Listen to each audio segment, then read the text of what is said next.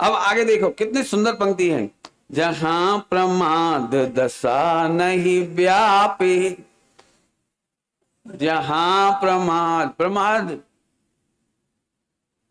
प्रमाद का अर्थ करें, जो प्रमाद समझते वो तुम समझ लेना, वो तो रखते ही हो ना अपने पास, सब प्रमाद का मतलब समझते ही। पंडित साहब ने इसकी बहुत अच्छे अच्छे अर्थ करे प्रमाद का। ध्यान रखना, ये प्रमाद शरीर संबंधी नहीं है।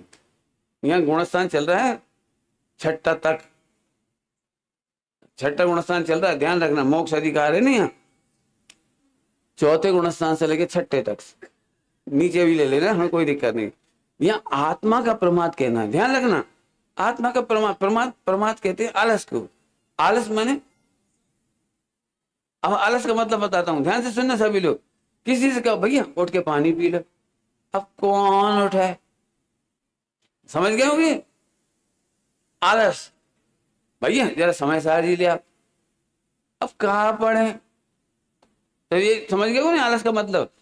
प्रमाद का मतलब है जब द्रव्य गुण पर्याय समझ में भी आ जाए और ज्ञानी पुरुष कहे कि तू अनुभव कर, और वो कहता है अनुभव, वो तो कर लेंगे, देखो बाद में करेंगे, वेदी में जाके, मंदिर में जाके करेंगे, इसका नाम प्रमाद है। जब तुझे द्रव्य गुण पर्याय का निर्णय हो गया तो तू तत्काल उत्साही क्यों नहीं हुआ, उत्साही क्यों नहीं हुआ, इसका नाम प्रमाद है।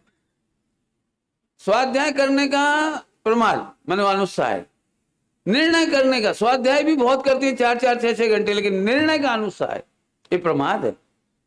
निर्णय भी करते हैं तो धारणा में रख देते हैं, स्वानुभव नहीं करते।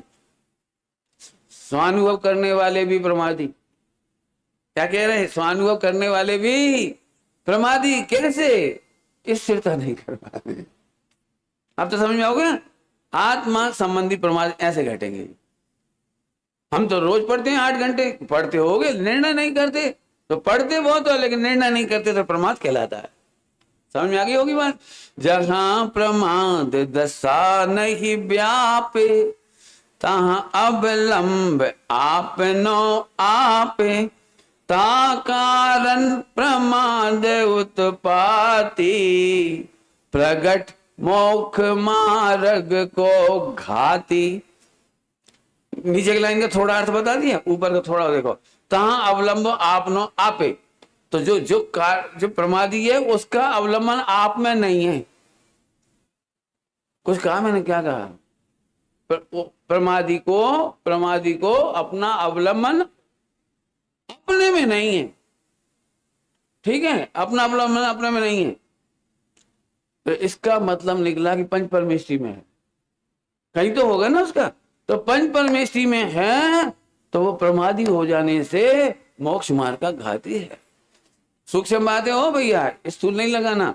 दिगंबर मुनिराज हैं, यदि वो पंच परमेष्टि में भी उपयोग लगाते हैं तो प्रवचन सार जी में एक बहुत बढ़िया बात लिखी है, मुनिराजों के 28 मूल गुण के भाव निंद नहीं है। कुछ कहा मैंने, क्या कहा मैंने, 28 मूल गुण के भाव, सुबह चरण का भाव निंद नहीं है। तो मैंने बहुत सोचा, तो प्रशंसनीय के लिखो ना, निंदनीय नहीं है तो फिर प्रशंसनीय है, सीधा सीधा लिख दो ना।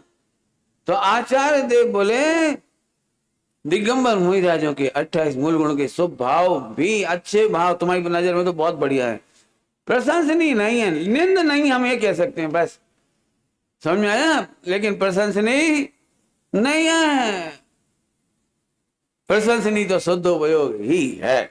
आया, समझ में आया।